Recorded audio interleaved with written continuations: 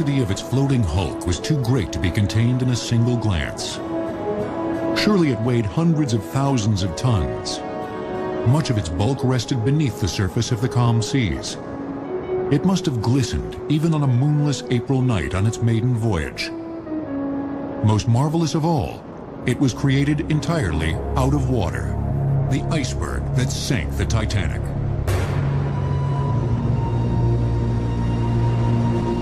Perhaps the story of the Titanic begins here, in the frigid North Atlantic, where icebergs are calved, broken off from glaciers that drop into the ocean off Greenland's coast.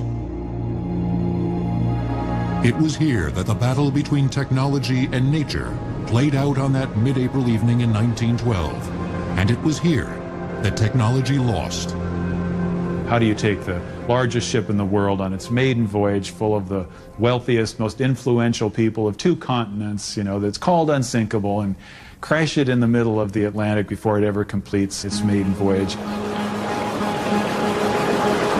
Between 10 and 15,000 icebergs form every year off Greenland. Some nearly 3 million tons, and containing ice as old as 110,000 years. And they continue to present a shipping hazard. They're deteriorating. By the time they make it to the Grand Banks and eventually south out into the shipping lanes, typically they're very dramatic in shape. They've taken on irregular shapes, and they're beautiful, but they're also very dangerous. The International Ice Patrol, part of the United States Coast Guard, monitors the ice using satellite images, radar, and C-130 reconnaissance planes. Our job is to find the icebergs and then draw an imaginary line in the ocean so that ships transiting across through there say, if you stay south of this line and east of this line, you're not going to encounter an iceberg like the Titanic did. We try to predict their drift and their deterioration because the mariner doesn't want to know where it was when we found it. He wants to know where it's going to be when he gets there, so they don't violate that basic law of physics of trying to occupy the same space at the same time. The Ice Patrol was created in the wake of the Titanic disaster and charged with monitoring ice in the North Atlantic shipping lanes. We're batting 1,000, to use a baseball analogy, since we've been in the business starting in 1913, even before our official ratification.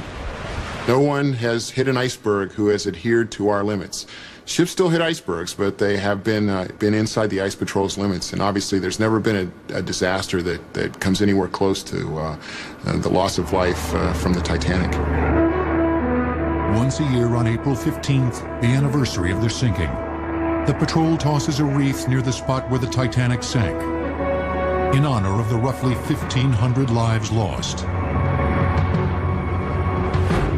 In stark contrast to the iceberg's simplicity was the White Star Line's Titanic, at the time the biggest ship ever built, at 882.5 feet long, 92.5 feet wide, and 53,000 tons. From end to end, it was taller than the tallest skyscrapers in the world at that time. Properly floating keel down, the ship was still as tall as an 11-story building. It cruised the seas at 22 knots, or about 25 miles per hour. Its builders considered it practically unsinkable because they incorporated into it expertise accumulated from a half-century of building great passenger ships. Most of the technology that existed in 1912 also existed 50 years prior, but it was in its infancy. It was in a development stage. It was just experimental.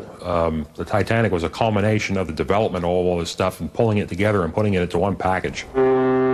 Titanic was actually the second of a class of 3 superliners that were projected to establish reliable big ship service between Europe and America. The Olympic-class ships were really state-of-the-art, not cutting edge, but state-of-the-art. The ship was a manifestation of its opulent era, which began roughly a half-century earlier, in what became a golden age of invention and discovery. Characterized by technological advances in the wake of the Industrial Revolution, the achievements of this golden age were many.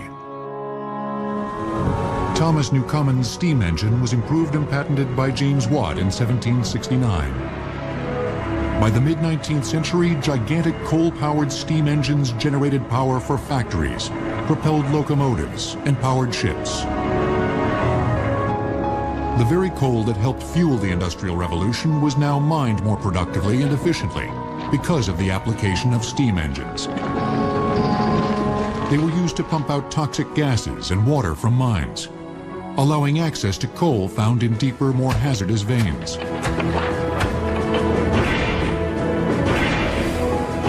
Another technological advance of the mid-19th century was Henry Bessemer's ability to convert large amounts of iron into steel by forcing air through molten iron, which purged impurities, producing a lighter, stronger metal.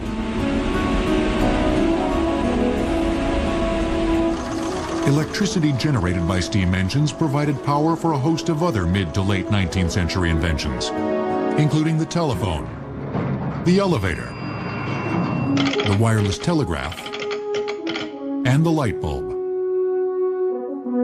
This golden age lit a spotlight on how the natural world worked, and seemingly how it could be harnessed to do man's bidding. By the turn of the 20th century, shipbuilders also had what they needed to revolutionize ocean travel. And so began the era of the great passenger ships. England and Germany and France and Holland were your main maritime nations. The United States was a poor second cousin, and they had the American line, but basically it was those four countries in Europe that had the large shipping. England's two largest shipping lines, the Cunard and the White Star, competed against each other, as well as against their competitors in other countries. Their customers were primarily European immigrants, seeking a new life in the New World. One thing that people don't understand is these ships were built for the immigrant trade, which was a flourishing type of economy in those days. And there was only one way to cross the ocean. So your ships were built for the immigrant trade, and of course it was the only way that first and second class type of people could cross the ocean, so they made the necessary accommodations for them. The faster, more stylish Cunard line trumped the White Star line in 1907. By introducing the two largest and fastest ships in the world, the Lusitania and the Mauretania. Each was over 30,000 tons and reached speeds of 26 knots, cutting transatlantic travel to as little as 5 days. The White Star Line and its shipbuilders, Harland and Wolff of Belfast, Ireland, had to respond. But how? The conservative White Star Line had no intention of competing with Cunard over speed, because the fuel costs of achieving certain speeds increases greatly with each additional knot. Speed is very, very expensive. And I think it is, for every knot over 21 knots, you have to have the same amount of power to drive it the next knot higher. So coal consumption makes speed a very expensive operation. Instead, the White Star Line and Harland and Wolff responded by trying to create the largest, most luxurious ships ever built. Olympic, Titanic, and Britannic. If they were successful, the Olympic-class ships would answer Cunard's speed with sheer splendiferous bulk. Construction of the Titanic began on March 31st, 1909, 3 months after her sister ship, the Olympic. Here in Belfast, Northern Ireland, the shipyard for Lord Pirrie's Harland and Wolff on the Irish Sea. Harland and Wolff gained a reputation for being able to build large ships. They concentrate on two areas: large ship technology and steam engine technology. So when Lord Pirrie and Ismay got together and designed the Olympic-class ships, the Harland and Wolff shipyard was in a good position to accommodate the building of these two hulls. But the blueprints called for ships so large that the yard had to be redesigned to accommodate them. The shipyard had to radically change a lot of stuff in order to build those two ships. They had to take a space which was normally used for building 3 ships and reduce it to 2 building slips and put up a tremendous gantry over it to handle the heavy weights that were going to be moved along underneath. About 4.5 feet of concrete had to be sunk into the slipways as a base to make 2 giant slipways to erect these 2 hulls. A large gantry was designed. This gantry would be used to suspend things like the hydraulic riveter, various other tools, used as a crane to lift heavy objects up to the heights they needed them. The 220-foot-high, 6,000-ton gantry crane was the largest of its kind in the world at that time. Harland and Wolff's Thomas Andrews was in charge of implementing the design of the ships, closely scrutinized by managing director Lord Pirrie, who developed the requirements. The White Star Line also monitored each stage of the planning and construction through its director, J. Bruce Ismay. Harland and Wolff was the largest single employer in Belfast, and more than 15,000 workers labored 6 days a week to construct the massive ships. And though it must have been dramatic to see these behemoths take shape, there was little about the design of the ships that was unusual. The single technological flourish in the Titanic was size. I think she was evolutionary, but she was not revolutionary. Her main distinction still remained size. Harland and Wolff was the tried and true.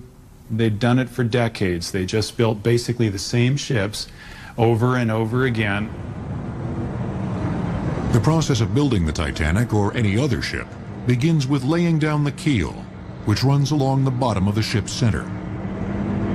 A steel ship is built using a skeletal structure. You can think of the keel as the spine, and then ribs that come up from the spine, and then a skin over that to make a complete structure.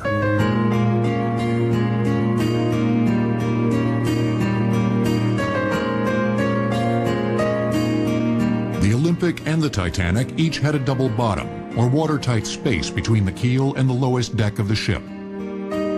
This common feature was primarily for safety, and secondarily a storage area for water ballast. Double hulling the ships, a process that added an extra hull of steel outside the existing hull, would have increased their safety, but would have been both expensive and unusual for the time. Then ribs went vertically up. 3 feet spacing was the average between the ribs, the length of the vessel. As the ribs began to take shape, then you started to put in deck beams to give it longitudinal rigidity as you're building it up. Once the framing process is done, and the framing process took about a year, then you began the plating. The nearly 26,000-ton hull would have a skin of overlapping steel plates, each 1 inch thick and as large as 30 by 6 feet. The steel was forged using the open hearth process, an improvement over the older Bessemer process. The method called for large brick ovens that reached temperatures of nearly 3,000 degrees. This process of making the steel on an open hearth was a bit more efficient because you could melt scrap iron plus ore together and reuse some byproducts from other processes and generate the steel that way. That was a state-of-the-art technology at the time. It was about the best and most efficient way to produce mild steel. Steel on the Olympic, Titanic, and many other ships of the day was prone to micro-cracking, a condition causing minuscule fissures, particularly around rivet holes. Harland and Wolff was aware of this, but considered it to be a manageable condition. Steel plates would be fastened over the entire hull by more than 3 million rivets, each 3 inches long. The rivets that were hydraulically driven into the ship, they had these huge hydraulic presses that they hung from the gantry that was suspended over the hulls as they were building them in Belfast. A hydraulic riveting was used on a great part of the ship, but when the machine couldn't fit, it was all done by hand. Although state-of-the-art at the time, the method was not flawless. Imperfect metal called slag sometimes found its way into the wrought iron rivets, which were hammered by hand. Slag in the wrought iron rivets is the result of the fact that neither the Bessemer nor the open hearth process of making the steel were perfect in extracting all its impurities. Some of it eventually finds its way into the making of the rivet, and that slag will weaken the rivet. Although these rivets would not pass today's standards, they were the highest quality achievable at the time and were considered more than adequate. Inside the hull were 15 bulkheads separating 16 watertight compartments lined up in the bottom of the ship. Virtually all ships, like the Titanic, would have had similar watertight bulkheads. Even with the 4 front compartments breached, or 2 of the side compartments breached, the ship would not sink, and a collision breaching more than 1 compartment was rare. However, bulkhead walls were not sealed at the top because the designers considered it unnecessary. Based on the number of breached compartments the ship could survive, water levels inside the compartments should never have risen over the walls. If water did flood over the walls, it would indicate more than a survivable number of compartments were breached, and the ship was experiencing a fatal loss of buoyancy, causing it to sink, whether water flowed over the compartment walls or not. Harland and Wolff was very sensible and practical about their application of what they had learned from experience and what we're going to use in our ships. They went for safety, comfort, ironically safety, with all the watertight subdivision and so forth. On May 31st, 1911, the Titanic's hull was launched from the building gantry nearly 7 months after the Olympics hull was launched in 1910. Over 100,000 people watched from the yard as the ship slid down the slip into the River Logan, with the aid of more than 22 tons of grease, consisting of fat, soap, and train oil. A workman was killed just prior to the launch, the second death attributed to construction. He unfortunately was removing the poles or the lumber underneath, and one fell on him, and he later died in a Belfast hospital. Lost lives were simply the cost of doing business, with one loss expected for roughly every 100,000 tons of construction. In addition to the human toll was the financial one. The Titanic would ultimately cost Harland and Wolff $7.5 million, equal to well over $120 million today. But at this stage, the ship was still merely an empty hull. 3 large anchors, 3 massive propellers, and 4 funnels were designed and built for the ship. The anchors were forged and hammered of rough-cast steel. The side anchors were 7 3/4 tons each. The center anchor was 15 tons, and there's a famous picture of all the horses carrying it to the yard. 2 3-bladed side propellers, each 23.5 feet across, weighed in at 38 tons apiece. A 4-bladed center propeller was 16.5 feet across and weighed 22 tons. The propellers were made at Harland and Wolff's yard themselves. They did have a foundry at that time that produced certain parts. The cast steel bosses for the wing screws and the bronze blades were both produced there, as well as the 4-bladed center screw, which was also manganese bronze. 4 oval funnels lined the center of the ship. 3 of the 4 funnels were necessary for ventilation of combustion and flue gases from the boiler rooms. The 4th one was not necessary for removing boiler gases, but it was added for aesthetics partially, but also was used as a ventilator for the turbine engine rooms, and it also had a pipe that came up from the inside from the galleys, which vented off the coal smoke from those stoves and ovens. More than 2,000 portholes and windows studded the ship. 2 205-foot masts were attached, one with a derrick for lifting motor cars, and a ladder inside for climbing to the crow's nest to watch for, among other things, icebergs.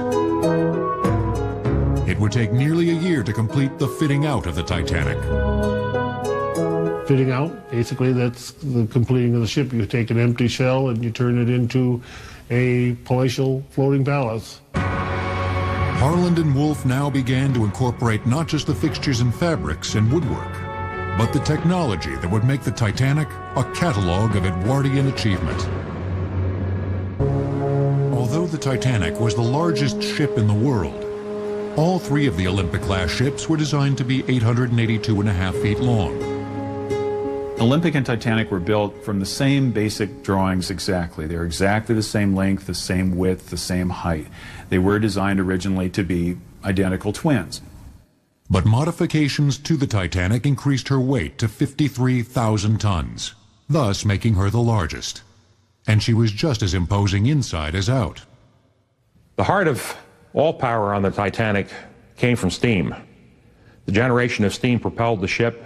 It lit the ship, made electrical power for all the stuff on board. It ran the refrigeration systems. It ran everything. There were 6 boiler rooms occupying a space of about 320 feet throughout the length of the ship. 29 15-foot-high boilers were installed in the hull.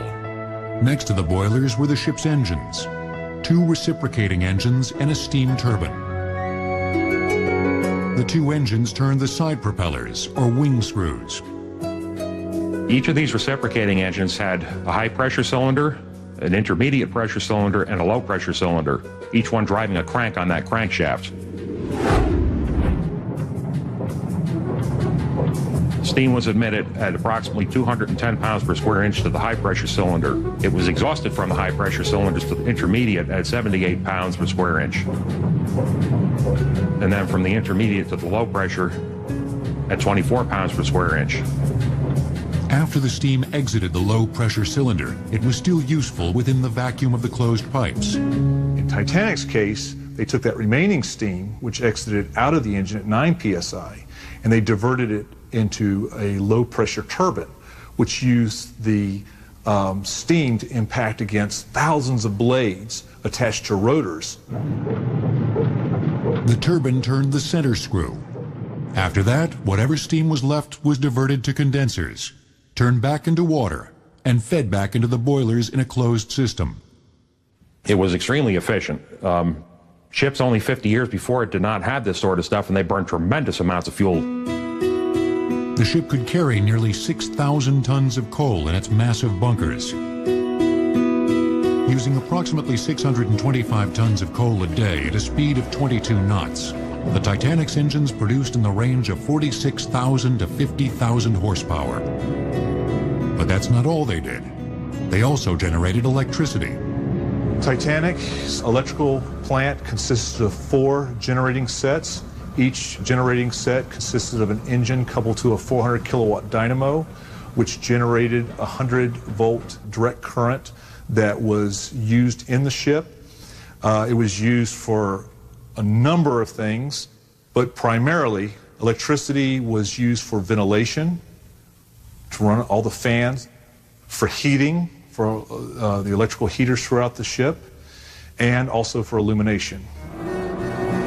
Electricity was relatively new to passenger ships, and the Titanic indulged in it like no other ship before, with over 200 miles of electric cable and more than 10,000 light bulbs illuminating the ship almost to excess. Electricity from the engine also ran one of the 3 closed telephone systems on board, one with a 50-phone switchboard and another that connected the crow's nest to the bridge. Electricity ran equipment in the first-class gymnasium, powered heaters in the first-class rooms, even the Turkish baths on F deck. There were Turkish baths on other ships, but they just pulled out all the stops here for Olympic and Titanic with a very elaborate Arabian-style cooling room. They had a shampooing room, hot room, steam room. Another relative novelty was the 4 sets of elevators, 3 for first class, and in an unusually inclusive gesture, 1 for second class. Third class took the stairs. Select first-class suites had their own private baths, an extreme luxury at the time. But all 710 passengers in steerage shared just 2 bathtubs. But on such a short trip, most passengers wouldn't miss their weekly bath if they waited until the end of the voyage.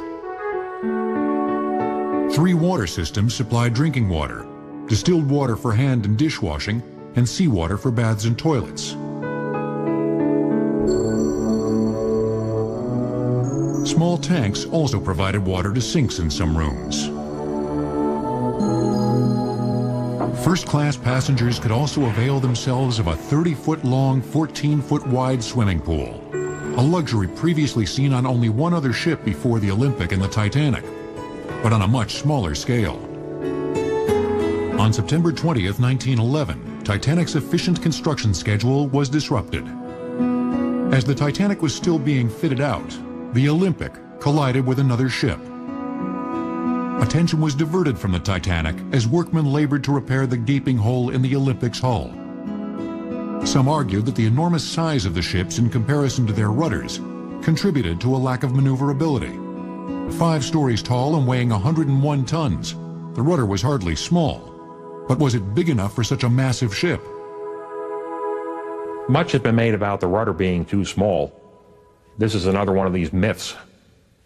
Based on data that still exists from the Olympics trials, the turning circles and the amount of time it took to change that ship's direction are perfectly acceptable within today's standards. Unconcerned that Olympic's collision might be the result of a design flaw, Harland and Wolff conducted the Titanic sea trials, a period during which the ship's systems are tested. On April 2nd, 1912, putting the ship through turns and maneuvers. Its satisfied owners had no reason to postpone the Titanic's maiden voyage, set for 8 days later, April 10th, 1912. The Titanic set off from Southampton for Cherbourg on April 10th, 1912, with roughly 1,300 passengers, including the Titanic's designer, Thomas Andrews, and White Star Line President J. Bruce Ismay. Edward John Smith, a veteran White Star ship's captain, may have considered making this maiden voyage as his last before retiring. He joined a nearly 900-person crew that ushered passengers onto their respective decks. The luxury was evident immediately, at least to first and second class passengers. A first-class lounge was even patterned after the palace at Versailles. But the real architectural flourish of the ship was a 5-story wooden staircase. To my mind, the grand staircase of Titanic was by far her most compelling and attractive architectural feature. I've never seen anything quite like it before or since in any other ship. It just looks perfect to me. The dome overhead is just perfect. Not too much, not too little. Still, it wasn't unique. Other ships had multi-deck staircases. Though the Titanic's elegance was undeniable, it was also old-fashioned.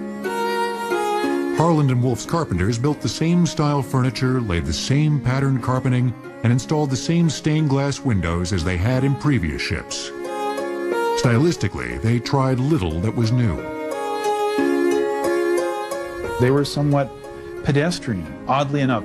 I've never understood why they didn't try. They had the opportunity with Olympic and Titanic to do something very different. And they went for the very same patterns, the very same fabrics, the very same carvings in some of the public rooms that could be seen in some of their earlier ships. If the Titanic wasn't exactly stylistically up to date, it was safety conscious. In addition to the double bottom and the watertight bulkheads, watertight doors in those bulkheads could be locked and sealed electrically from the bridge. Although the original plans called for 64 lifeboats, the final tally of 20 exceeded the legal limit for British flagged ships of her size. It's amazing how people talk about lifeboats. There weren't enough on the Titanic and this type of thing.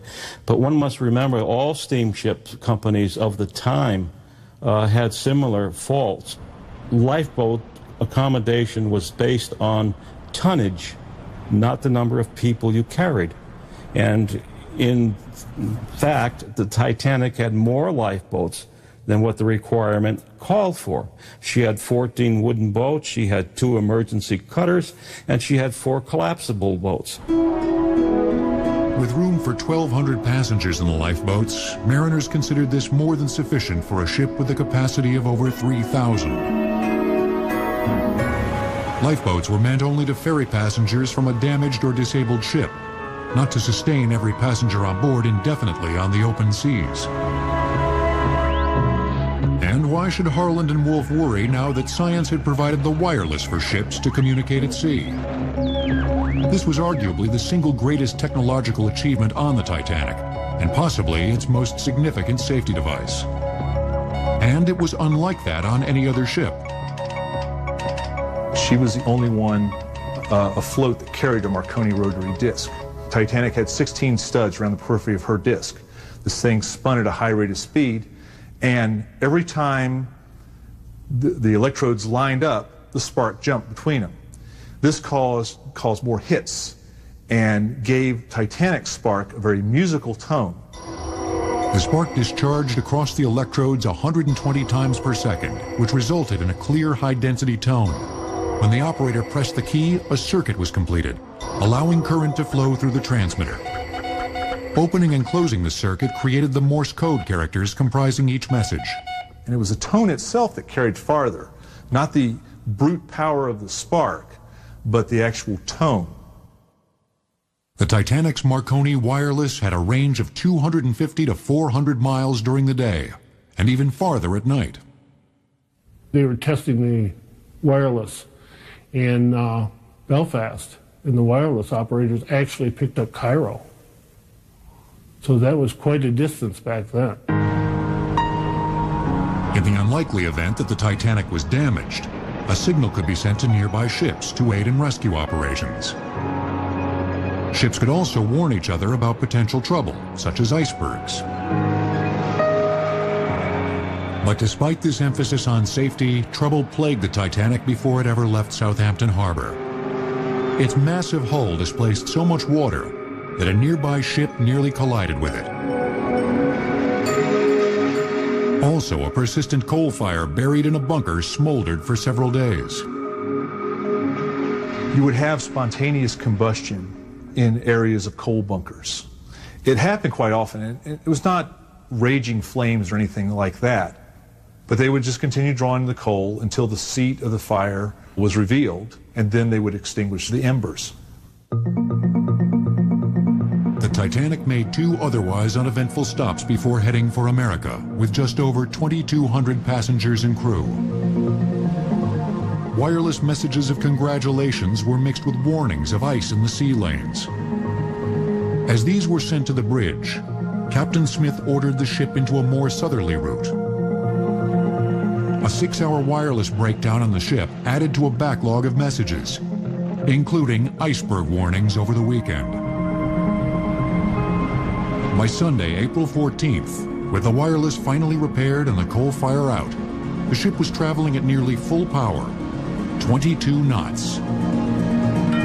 It was a moonless night, and the seas were remarkably calm. Calm, dark seas may be good for passengers, but bad for spotting icebergs, since no waves would lap against the ice and no moon would reflect off it. But at approximately 11:40 p.m., a warning rang out from the crow's nest. An iceberg was dead ahead. As the Titanic bore down upon it, no liner ever built was better prepared to withstand such a collision. As the Titanic bore down on an iceberg directly in its path, later estimates determined that 37 seconds elapsed from the moment the crow's nest alerted the bridge until the Titanic collided with it. I corresponded with Frederick Fleet, who was in the crow's nest of the Titanic, and he said when he first saw the iceberg, it looked like just a little bump on the horizon. But he immediately picked up the telephone that was in the crow's nest and called the bridge and said, "Iceberg right ahead, sir." The berg was approximately 1 mile away with the ship traveling at roughly 21 knots. First Officer Murdoch ordered the wheel turned and engines reversed to maneuver out of the way. But there simply wasn't time or room for the Titanic to clear the berg. Instead, Murdoch sealed the ship's fate.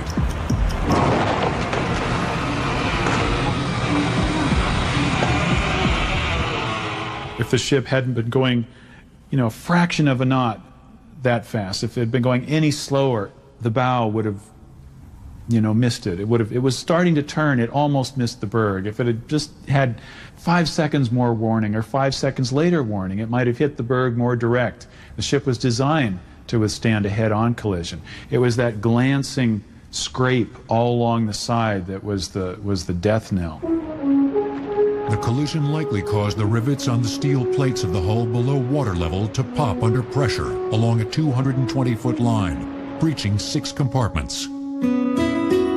All Murdoch knew was that they'd hit. He went to the lever to close the watertight doors.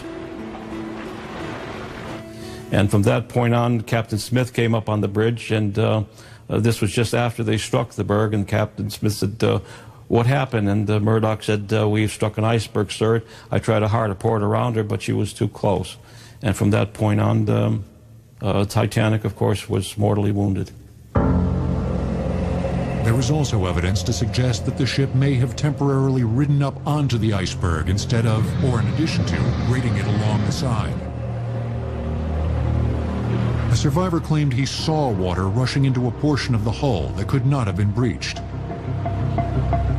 Fireman Hendrickson saw water pouring into the fireman's passage. That passage was compromised somehow. It was open to the sea. It was a large amount of water. Yet the fireman's passage was in the center of the ship. It was 3 feet away from the skin of the ship. Now, under no account do we speculate that the iceberg penetrated 3 feet into the side of the ship. However, the fireman's passage was supported on stanchions coming from the bottom of the ship. If this eyewitness account is accurate, water must have been pouring into a watertight compartment from below. Designer Thomas Andrews joined a carpenter sent by Captain Smith to sound or inspect the ship. What they saw confirmed their worst fears. Andrews calculated that the ship was doomed as soon as he saw the extent of the damage. And I have to wonder what Andrews saw during his inspection. I would like to know if he knew that there were other points of ingress for the water, and based on that he was able to calculate that at a certain point in this sinking process, the water was going to find these non-watertight decks, and once it did that, the ship was doomed. Despite theories about the micro-cracking of the ship's steel and weakened rivets, there was no conclusive evidence that either played a significant part in causing the disaster. The same is true for the theory that the coal fire may have weakened the hull. Simply put, the collision alone was catastrophic enough. A stunned Captain Smith eventually gave the order to lower the lifeboats just after midnight. But at this early stage, people didn't really believe the ship would sink. Some lifeboats had a 65-person capacity, but boats were launched with as few as 12 people. Meanwhile, the Marconi operators began sending distress messages. However, no ship was close enough to respond before the Titanic would have sunk. As Titanic was sinking and sending out her distress calls, you had this 60 hertz of musical tone carrying above all these whispers from all these other plane spark discharges. Like bzz, bzz, bzz, bzz, bzz. You've got this musical tone that's very clear and concise. There's no doubt it was Titanic. And this message carried Titanic's death rattle. Within 3 hours, the ship's loss of buoyancy pulled it down, splitting it in two between the third and fourth funnels. The ship deformed from the bottom up. And eventually, as it separated, then it tore the steel plating, it tore the superstructure apart, and the two sections separated. The keel was very strong and evidently kept the bow and stern sections connected for a short while after the breakup. The bow section by this time was almost completely flooded and began its descent to the bottom. The rest of the story is one of human tragedy and not technology. Just over 700 people made it to the lifeboats. More than 1,500 did not. Within half an hour of the ship sinking, hypothermia had silenced their shrieks. The Cunard ship Carpathia was the first ship to respond to the distress call, arriving the following morning and plucking survivors from the boats. including the White Star's J. Bruce Ismay. Back in New York, a congressional investigation began almost before the survivors disembarked. Stories traveled across the nation and the world, using the modern wire services syndicated in newspapers. Through the application of this technology, the Titanic tragedy became arguably the world's first media spectacle. Perhaps because of this, the Titanic has never really left the public consciousness. There were a lot of changes made due to the sinking of the Titanic. Of course, the first and most important one was that all ships must carry enough lifeboats for the number of people aboard. Legislation tightened the regulations that defined the use of wireless telegraphy aboard ship, giving increased priority to safety reports at the expense of personal messages. Shipping lanes were moved farther south. Emergency drills became mandatory on passenger ships. The White Star Line also made specific changes to the Titanic's sister ships. They pulled Olympic from service, sent her back to the yards. They stopped work on hull number 433, which became Britannic, and they incorporated these features, a couple of which, most famous, are the double hull, the extension of the double bottom all the way up around the hull, and vertical extension of key watertight bulkheads. There was no compelling evidence to suggest that any of these engineering solutions would have had a significant effect on the sinking of the Titanic. Sealed bulkheads may have slowed the rate of her sinking, but would not have prevented it, because too many bulkheads were breached for the ship to retain buoyancy. The enduring lesson of the Titanic might be that the achievements of technology sometimes mask vulnerabilities. But risk can never be engineered away, no matter how impressive our technological marvels appear.